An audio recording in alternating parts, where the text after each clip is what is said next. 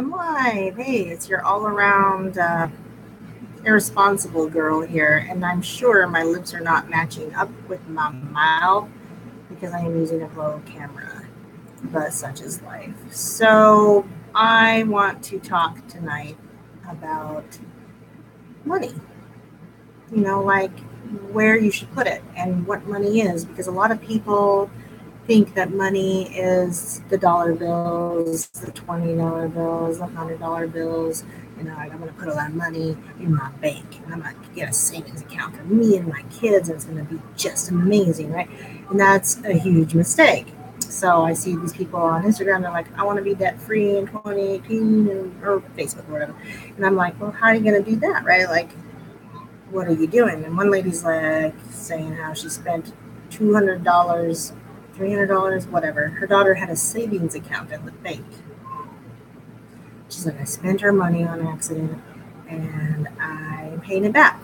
And I said, a savings account is the last place you should put her money. And she says, why is that? And I'm like, well, I want to refer you to the YouTube about this, but I don't have one yet. So here it is. Here is the history of money. And first, you should know the difference between money and currency. And money is anything of value. Okay, the word value. Anything of value that serves as a generally accepted medium of financial exchange. Legal tender for a payment of debt, a standard of value, a unit of accounting measure, and the means to save or store purchasing power. Okay, that's money. It has to have value. Now, we have currency. Currency is actually, in most countries today, called fiat currency, which comes from a Latin word that I didn't get the definition of, so look it up yourself right by yourself. Fiat currency is a common type of currency issued by official order, which means you are forced to use it. The dollar, and whose value is based on the issuing authority's guarantee to pay the stated face amount on demand, which means, what does that mean? The value is based on what the government tells you it is. That's it. And that's an IOU that they guarantee you to pay what it says. I don't know, $1. You don't know what that means, right? Because it's not attached to anything. That's what fiat currency is. It has no intrinsic worth and no extrinsic backing. All national currencies in circulation, issued and managed by the respective central banks, are fiat currencies. What? If you care what that means, you should care what that means. So I want to talk about the history of money a little bit. When this country came together and wrote a constitution, which everybody wants to cling to, which I agree with, my constitutional right. Well, guess what one of your constitutional rights once was? In Article 1 of Section 10, the Constitution was written that no state shall coin money or emit bills of credit or make anything but gold and silver coin a tender in payment of debts. Why? Because they would just watch the collapse of the continental dollar when they were at war. Look it up.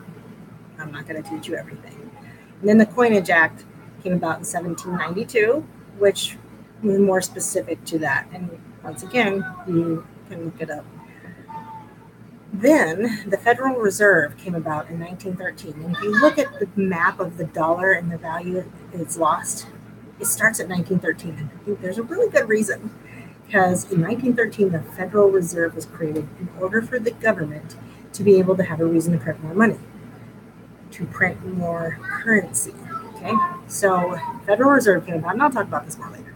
In 1933, the FDIC was created to protect savings in banks after the Great Depression because of bank failures, obviously. In 2008, they increased the promise to protect up to $250,000 in your bank. So a lot of people could say, oh, I'm good with a savings account. I've got the FDIC covered in my butt.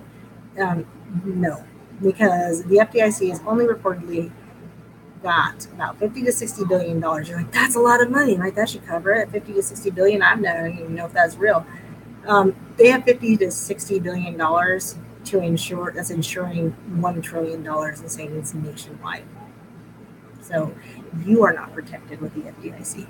Trust me. You might be, but if we all ran for our money, the same thing would happen. Bank failure. regardless of the insurance. Anyway, 1944 Bretton Woods Conference, all countries tethered their currency to the dollar. That was great back then because guess what? It wasn't fiat currency yet. It was backed by gold. From 1933 to 1974, our country made it illegal to own gold, and therefore you could have your gold seized, confiscated. You could not own it without a certain special license. That was 40 long years of not being able to own real money. This is the government insisting that the paper matters because you can't have anything else. So in 1971, what happens? Thank you, Richard Nixon. I don't care if you're Republican or Democrat because I'm not necessarily Democrat, but Richard Nixon took away the gold standard and turned our dollar to fiat. Boom. Countries became wise to the fact that we were overprinting and they wanted their gold back. So instead, Nixon stops them from getting their gold and ironically protects the US dollar by turning it to a fiat currency. Thanks, Nixon. 1984, the 1099B came out, which was how you have to file taxes for bullion. That's just kind of not that interesting. But it is interesting. If you want to accumulate wealth, you need to know what you do and do not have to file on your taxes. So as I stated in the YouTube that I last did entitled Your Debt Is Not Your Fault, we are in the position of having to work a full-time linear wage job that pays linear wage, which means you can't make any more an hour than what you make. Just forget overtime, it doesn't count. Linear wage means you can only work so many hours and you make that wage. Okay, so we are in the position of having to work a full-time linear wage paying job without having a guaranteed safe retirement, and Social Security will be all used up as we are currently paying for those who are retired now. Well, they're retired now, as they did before us. So we are paying for the future. We are paying for the past because the people that are retired now are living off of what we're paying into it. Okay, so they paid for the people before them. Yikes, right? So when we get there, nothing. Everybody knows it, but they don't know it. You have nothing there for you. Nothing. The loss in our ability to afford anything anymore is because of inflation. That's a word everybody uses, right? But what is it? Inflation can only be contributed to the mishandling of money by the government. Inflation means that everything is losing value. It is costing more dollars because the dollar is losing value. So you have to pay a lot more dollars for the things that you want. What you must know first and foremost is that money and currency are not the same thing, right? I just told you, money is anything of value. It is of value. It has a value. Currency does not. There is no value. There is nothing intrinsic or extrinsic backing our dollar. It is a piece of paper we are forced to use by the government to do our trading, buying, whatever. So let's learn about currency and how it's created. First, the government borrows currency from the Treasury, who issues a bond. The Treasury issues a bond, which comes from the word bondage. Okay, these are IOUs that are truly our national debt. They will be paid back by the people. The bonds are then auctioned off to the world's largest banks, who buy bonds to make a profit with interest. Then the bonds are sold to the Federal Reserve, and the Federal Reserve writes a check to pay for them. I mean, not all bonds. Some banks buy them, and then the Federal Reserve, right? So it's not an and then. It's just banks buy them, Federal Reserve buys them. The Federal Reserve specifically writes a check when they buy them to pay for these bonds from an account that has zero anything in it. It's a $0 balance. Okay, so the check goes back to the bank, and voila, the bank now has currency, which springs into existence, which is literally numbers on a computer. It is not dollar bills, but hey, we'll print them if we need them. This enriches the banks and puts you in debt. Your debt's not your fault, remember? So indebts the people, raises the national debt. When you work daily and earn your check, you then deposit your money, currency, into the bank. You are loaning the bank your currency because the bank can then turn around and loan it out or gamble in stocks, and they gamble out and loan out a large percentage of your currency at a profit because interest, right? So, for instance, just think about it. If you put in $100 and they loan out 90, they've just created $190 in currency. How do you say? This is how. You gave $100. They loaned 90. They didn't actually give anybody $90. They gave them another set of numbers on a computer. So now they supposedly have your $100, and that guy got 90 of your dollars. But if you wanted your $100, you should be able to go get it out, right? But that guy still got the loan for 90. That equals $190. So you could end up putting in $100, and that could lead up to like $1,000 ultimately, if you want to believe or understand what I'm talking about. There's a lot to it. The point is it's creating money. It's creating currency. It's creating currency out of thin air. Okay, so you are loaning the bank your currency, and the bank can turn around and loan it out. This creates what's called a money multiplier. Commercial banks create a checkbook money whenever they grant a loan. It's just not real money, right? It's just numbers.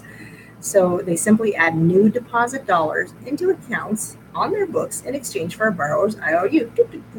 I just put numbers on a computer for you. Now you've got money. The bank credit is only numbers on a computer. 92 to 96% of all currency is created in the banking system and not even by the U.S. government. However, the U.S. government is not on our side, okay, because they allow this money multiplier to happen. And that's another story for another time. So we trade hours of our lives daily for years to earn currency, only to give it back to the very entity that is causing inflation and decreasing our purchasing power. Purchasing power is the ability to purchase things with so much money, right? So when we lose our purchasing power, that means we got to pay more dollars, more dollars, more dollars. If I had gold and silver, I can buy more stuff, right?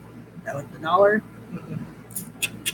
So we are in bondage, and we lack any freedom to do anything about this when we are being blinded by the biggest fraud, Ponzi, or pyramid scheme ever, the U.S. government. When people stop trusting a currency, the government begins to insist, and we're blinded even more. What's worse, we then are made to pay taxes out of our hard-earned currency, which doesn't really go to the national treasury to build schools and roads. Mostly, it goes to pay the interest to the Federal Reserve on the bonds the government received from the Treasury. I want to repeat that. Your tax money goes to pay interest on the bonds owned by the Federal Reserve that the government received from the Treasury and sold. In fact, the Federal Reserve is anything but federal, as it is privately owned by stockholders. Before 1913, there was no such thing as income tax, and no one was required to pay it. It was created in order to pay off debt the government was accruing, and it is owned privately and independently from the government. And it is earning a profit off of our dollars being printed and printed and printed some more. So basically, you work your butt off every day in a job that pays a linear wage. You then deposit what doesn't go to taxes into a bank where your money is lent out and gambled, creating more currency, leading to inflation, decreasing your ability to afford life. The taxes you pay also go back to the government in order to pay interest on the IOUs, holding us in bondage, aka bonds, which also created money out of thin air, leading to inflation, loss of purchasing power, decreasing your ability to afford life. This is why you should not put your money in a savings account. I'm sorry, do not put your currency in a savings account or bank account, any bank. FDIC does not have the funds to cover everyone's accounts. Should we all become educated and close our accounts, demanding our full amounts of real currency? It's another band-aid farce to fool you into following the government's lies. Do not utilize safety deposit boxes because they are not protected by the FDIC. Best bet, buy money, aka silver and gold, and a few good safes. Protect yourself, educate yourself, as the only way for this to function properly is to keep you ignorant. And here's a quote from John Maynard Keynes that I'd like to read. By this means, government may secretly and unobserved confiscate the wealth of the people, and not one man in a million will detect the theft. Okay? By this means, government may secretly and unobserved confiscate. Start today, change what you're doing, and you'll be fine. Promise. Don't believe me? Go into the description of my YouTube video today. I've got links. Research it yourself. Find the other side's story. Do whatever. Comment. Write me messages. Whatever. I'm willing to talk about it, and I'm very happy to get the other side of any story. But good luck. because this is all public information that even the Federal Reserve puts out there. Thanks for watching. Love you guys. See you soon. I think probably.